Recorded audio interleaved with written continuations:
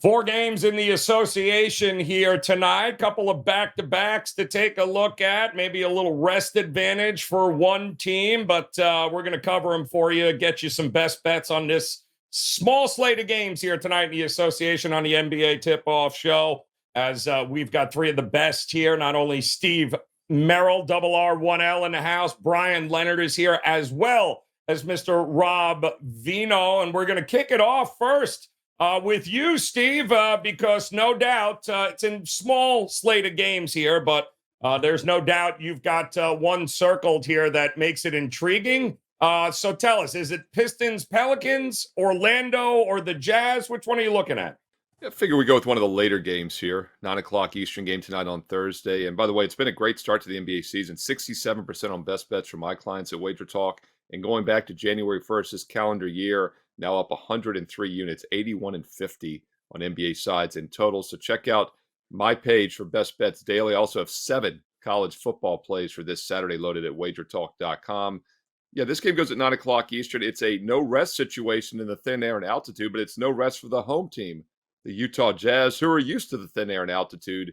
Meanwhile, the Orlando Magic, coming off the back-to-back LA set, they started the perfect 2-0 straight up in ATS against Houston and Portland, and then they lost both games against the Lakers and Clippers, landed right on the closing line against the Lakers. So they're still 2-1-1 against the spread. They've been playing hard this season, and they've yet to go over the total in any game.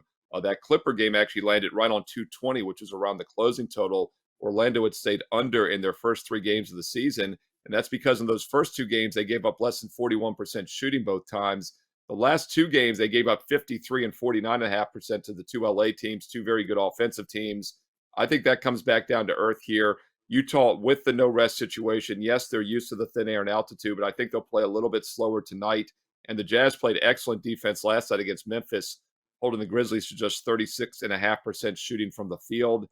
So I actually think this game will be a little bit lower scoring than expected. The initial opener was as high as 224, and that's already been bet down as of Thursday morning to 221.5. I agree with that sharp money move. I think Orlando and Utah stay under the total tonight.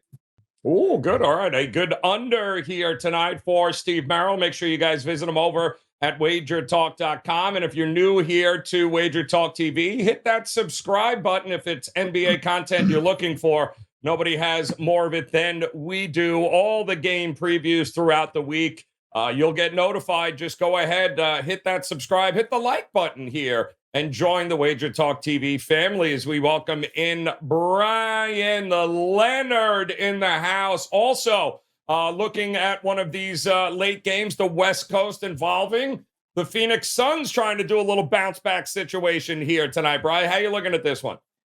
Yeah, I've been passing the last few days in the NBA, but I finally found something I liked. I've got 2 plays in the NBA tonight. I got 2 plays in hockey, including a big 5% play. It'll be our first 5% play of the hockey season.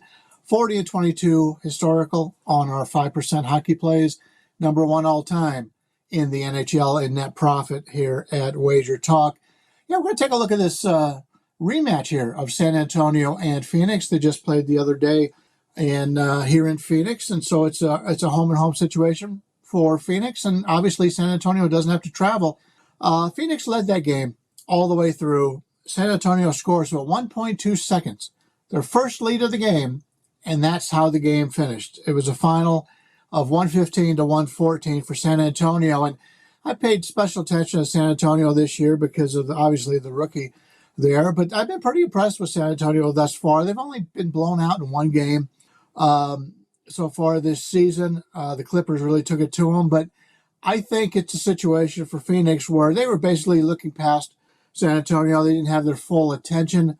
So now they do. And you've got the better team playing at home with a little spite in their step because they lost at home just a couple of days ago to the same team. I like to play the better team in a revenge situation that's a quick revenge. And that's obviously what we have here. I prefer the Phoenix side in this game, but I prefer them more in the first half. They're -4 in the first half here. And the reason I say that is because once the Suns finish up this game, they have to get on the plane and travel out east. And they've got games against Philadelphia, Detroit, and Chicago. And the Philadelphia game is in 2 days. So they've got a quick turnaround here.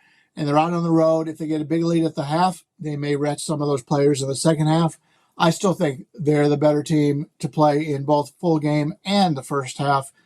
But the first half, I would think they would come out, take some aggression out on San Antonio here, and try to coast into that victory as they head to the road for the next 3 games. All right, little first half action here. Devin Booker finally upgraded to questionable. Doesn't mean that he will play here tonight, but certainly worth keeping an eye on as the Spurs looking to make it 2 in a row there against the Phoenix Suns. And again, don't forget, Brian told you, plenty of opportunities to make it a very profitable Thursday here, whether it be the NHL or NBA. So head over to his page at WagerTalk.com as we welcome in Mr. Rob Vino to the house. And Vino, small slate of games here tonight. So which one of these are you looking at to break down for us? Yeah, Joe, let's look at this Toronto at Philadelphia game tonight. Kind of labeled this as Nick Nurse part 2, right? We've already been through this once. Philadelphia got the win. They got the cover 5 days ago, 114-107. minus 4-point favorites in that game. For Joel Embiid, let's just look at him specifically right here. You know, Nick Nurse was the guy who designed the defense up in Toronto that Joel Embiid admittedly liked to face the least. He hated playing Toronto, the way they would drop guards down and slap at the basketball when he would bring it down. It didn't look like he has to worry about that anymore in that first game against the new Toronto Raptors. Joel Embiid, 34 points in that contest, 14 of 21 from the field, basically unimpeded in that game. He was joined in by Tyrese Maxey, who takes on a new leadership role here in the early season as the top scoring guard, 34 points for him as well. And they pretty much handled Toronto in that game. Like I say, -4 win, 114-107 in that contest overall. The Sixers go 50% from the field. The Raptors in that game, they go 17 of 32, 53% from three-point land at home and still lose and don't cover. That's not a good sign for this game here in Philadelphia. Raptors obviously in the back-to-back situation. Last night they dismantled Milwaukee, score 130 points. It's their season high. It was their season high field goal percentage. It could be a little bit of, Toronto's on the get-back crusade, I guess. They didn't get Nick Nurse, but they did get Adrian Griffin, a former assistant, last night in that particular contest. In this one, I'd expect the Sixers to repeat what they did the first time. You get a 7-point road win in Toronto. When Toronto was fired up at home to go against their ex-head coach, they couldn't get the job done, despite, as I mentioned, the really, really good three-point shooting. Here, back-to-back with travel, Philadelphia's the rested team. I think Philadelphia found some things in that first game that they can do. You're going to add some new components to Philadelphia, and we'll hit on that real quick. I just don't know that any of the new additions to the Philadelphia rotation are going to take a ton of time for cohesiveness. We're not talking about guys that are going to step in and immediately be asked to do big things. Where Philadelphia is concerned, without James Harden, now the new look goes in order as far as scoring would be Embiid, then Maxey, then Tobias Harris. Got a bunch of complementary players coming in, which I think is helpful to Philadelphia. I really think that, they can disperse minutes a little bit better now.